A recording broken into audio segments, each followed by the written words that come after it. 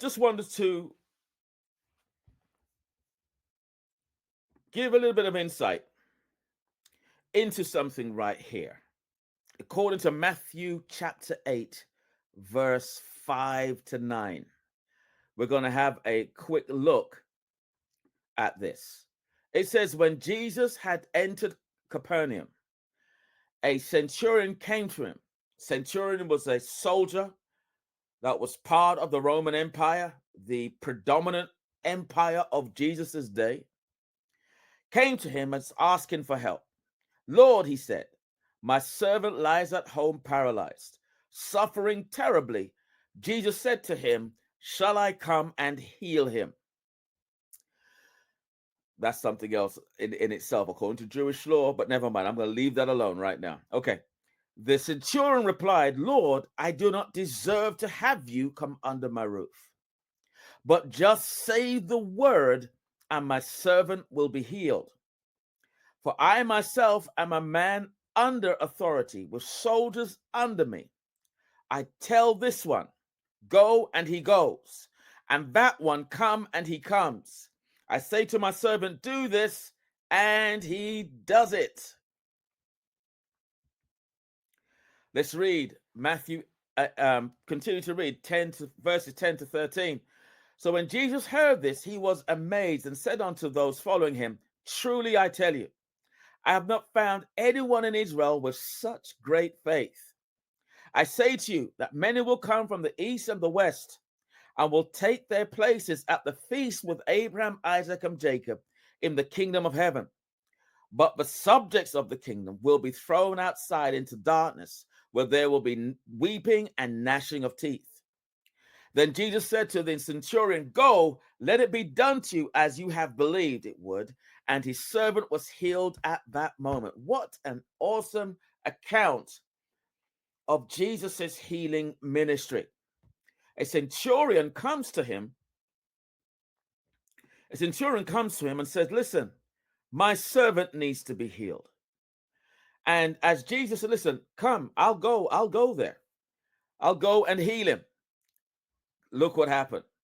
The centurion said, listen, you're not worthy. I'm not worthy for you to come to where I live. Please don't do that. And then he said, and he begins to explain the reason why. Listen, I too am a man under authority. When I tell a soldier to come, he better come. When I tell a soldier to leave, he better leave. When I tell my servant to do this or do that, he better do it. Why? Because I too am a man under authority. And Jesus said, wow, okay. He said, well, I have not seen great faith like this in all of Israel. And the reason why he said that was because Israel was really where the promises of God were really at. They were the initial people group that were there to receive the promises or the blessings of the old covenant. So Jesus is saying, listen, I haven't seen such great faith. Many will come from far, indicating that the Gentiles will come and sit under the kingdom of heaven. All right. That's never subject in all itself. But the sons of the kingdom, the ones that should know better, many won't even acknowledge what they have, and they'll end up in darkness where there's a weeping and gnashing of teeth. But that's not where I'm going at right now. I want you to go and see something here. Look at this. I hope you're enjoying this so far. I really do. And if you are, please comment, like, and share, and subscribe to our channels, please. Anyway, let's continue this thought. He said, I too am a man under authority. I too am a man under what was he saying? What was he saying? Let me just give you my 2 pennies worth, if that's okay. If you'll just grant me the time.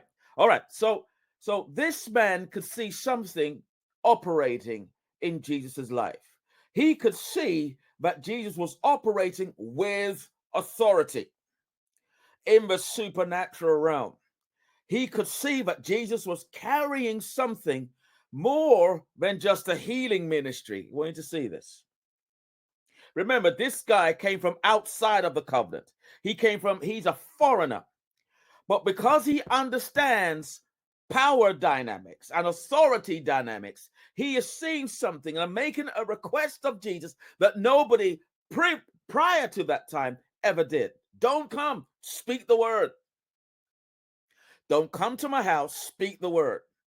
Isn't that amazing? Taking the lid of Jesus' ability. Oh, that's awesome, isn't it? That is awesome. Why? Because this man had faith. Let that be a lesson to you. If you want to take the lid off or allow the supernatural from heaven to operate in your life, you've got to operate by faith. Notice what Jesus said, according to your faith, be it unto you. And the word says, as Jesus said those words, his servant was healed, delivered from being paralyzed, and was able to get on with their normal duties. You understand what I'm saying here? That's a lesson on itself. But let's look at this in a civilizational warfare lens here. Okay, we've understood the power dynamic, the supernatural power dynamic. We've understood the faith dynamic. But we've got to understand the civilizational warfare dynamic that was going on, or the power dynamic that was going on right there and right then. He said, I too, Jesus, I recognize that you and I are similar here. I too am a man under authority. When I speak as a centurion, this is what he was saying. When I speak as a centurion, I am speaking as if I am Caesar. When I speak in my realm of authority or my sphere of authority, being a centurion and being a leader of many, many soldiers, and they've been given to my authority, when they look at me and I give them instructions, it's just as if Caesar himself is instructing. In other words, I carry the full weight of the empire in that sphere. And when I say something, it better happen, because I have not just dunamis in terms of spiritual power, but I have exousia. I have the authority, kingdom or empire authority to speak and operate. And I recognize something about you, Jesus. I recognize that you are operating in a similar fashion.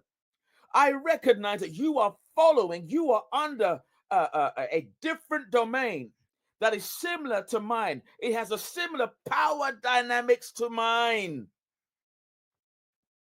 I recognize it. And this is how I know that you don't have to come to my house. Don't bother.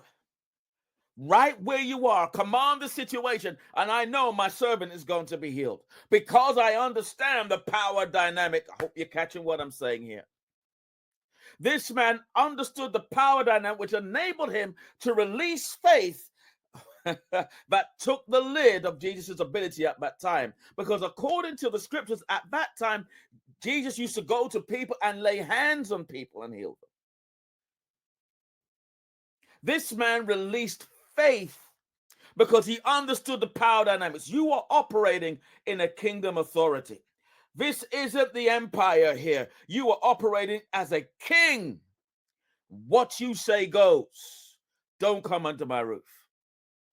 I represent Caesar, but as a representation of Caesar, even I have to bow my head down and recognize who the true king is. And that's none other than King Jesus himself. He understood the power dynamics.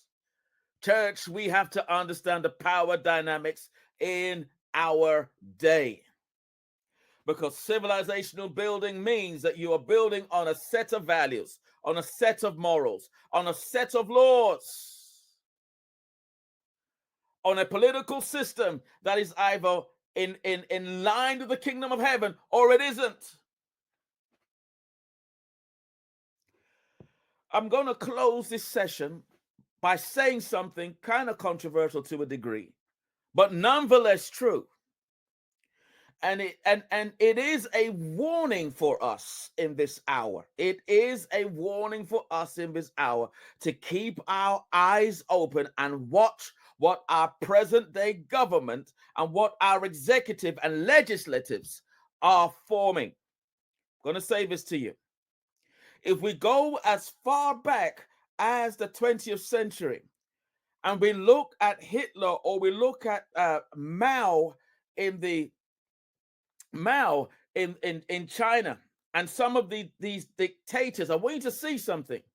These dictators had political power. But let me say this to you. The evil they did, the evil they manifested, was legal in the nation as they did it. In other words, they couldn't just get up and do something to their own citizens just like that. Politically, they had to change the rules. They had to change the law.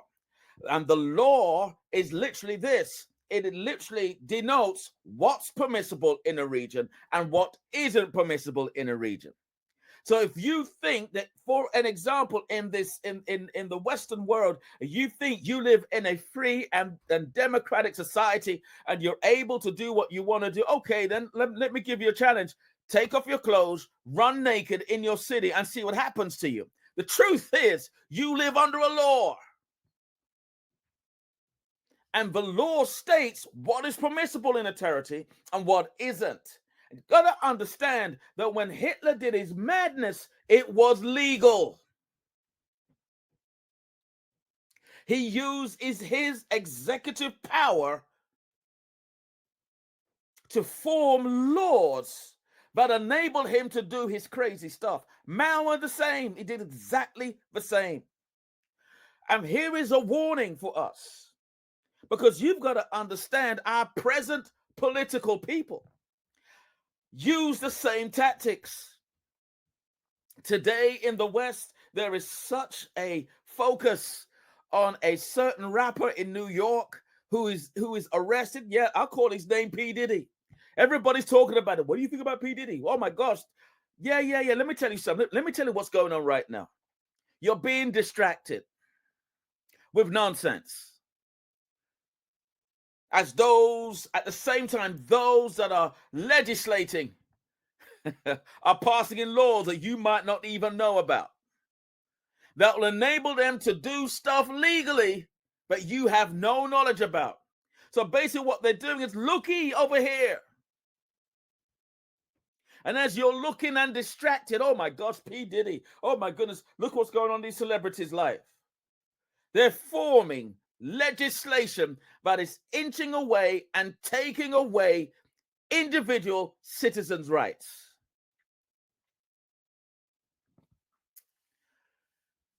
So, warning.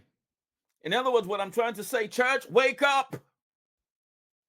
Wake up and understand the power dynamics in our world. We need to keep an eye on what our governments are doing. We need to keep a government watch in terms of what's happening, how they are using laws to limit citizens.